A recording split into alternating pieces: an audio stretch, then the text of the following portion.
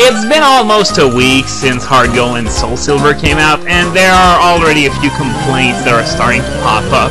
Proof that all that glitters is not Hard Gold. The most common complaint being what they did to the game corner, especially in terms of how you cannot buy coins anymore.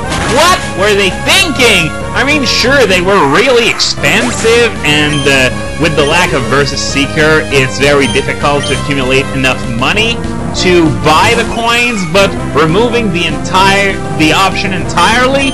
What the hell were they thinking?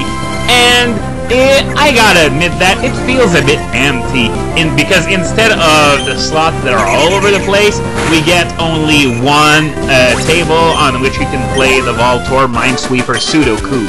And while I would say that it definitely has the slot beat, as much in terms of interest as in terms of coin output, I'd have to say that still it feels a bit empty for a game corner. Yodelayhihoo! Yeah, I felt like saying it because, you know, where did that come from anyway? Yodelayhihoo!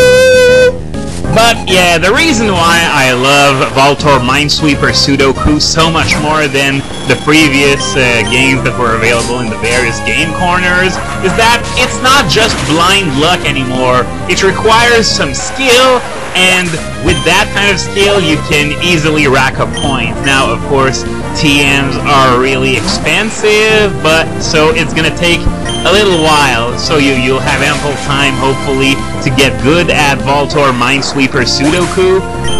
But still, they should have left in the option to buy the coin. Yodelayhihoo! Okay, I'm sorry, I'm not gonna do it again.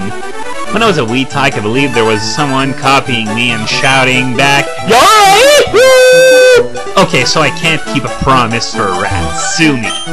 So this is Meteor Falls, which is notorious for being the only place where you can get infinite sunstones and moonstones by stealing them from Lunatones and Sol Rocks.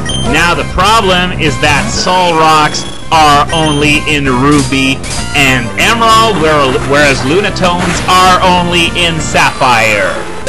So you'll need to trade around to get a decent stock of Moonstones and Sunstones, no matter which game you play, because even in Emerald there are no Lunatones, so the stock of Moonstones is rather limited.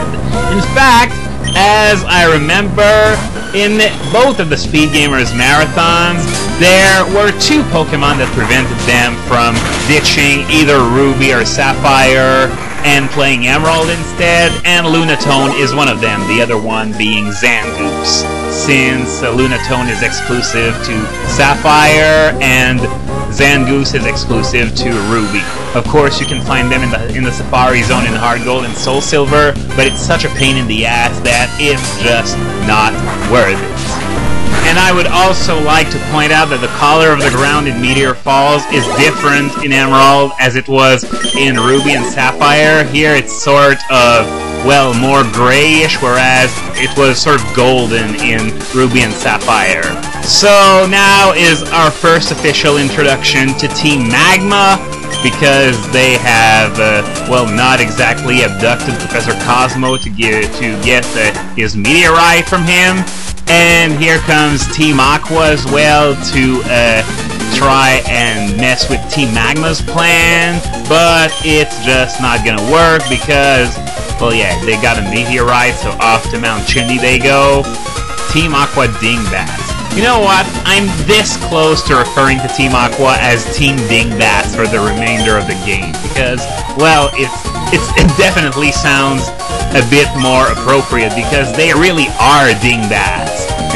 Team Magma is a dangerous group of total fanatics. Yeah, claiming to... Well, I'm gonna come back to this a bit later, but I would really rather support Team Magma over Team Aqua if it wasn't for one little thing. Yeah, keep an eye out for Team Magma too. Okay, so now that Professor Cozmo is left alone, we will partake into a random battle! before actually talking to him. But yeah, the deal with Team Magma is that, personally, I like the idea of expanding the landmass a lot more than that of expanding the sea. I mean, look at a map of the world. Isn't there enough goddamn sea already? We really need some more landmass, especially if the population keeps on rising. Okay, you tricked me, blah blah blah blah. Team Aqua showed up.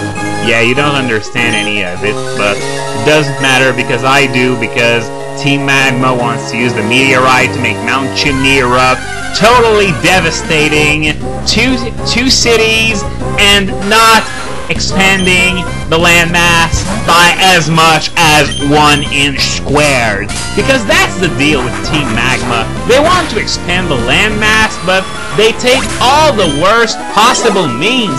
What happened to good old terraforming?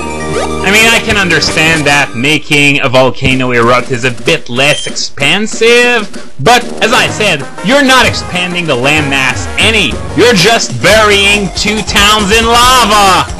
And another thing, oh, my strongest skill is busting bricks with my forehead. Well, my strongest skill is busting foreheads with my Pokémon, so I think we ought to get along. And his name is Nub. Like in, you know, an internet nub?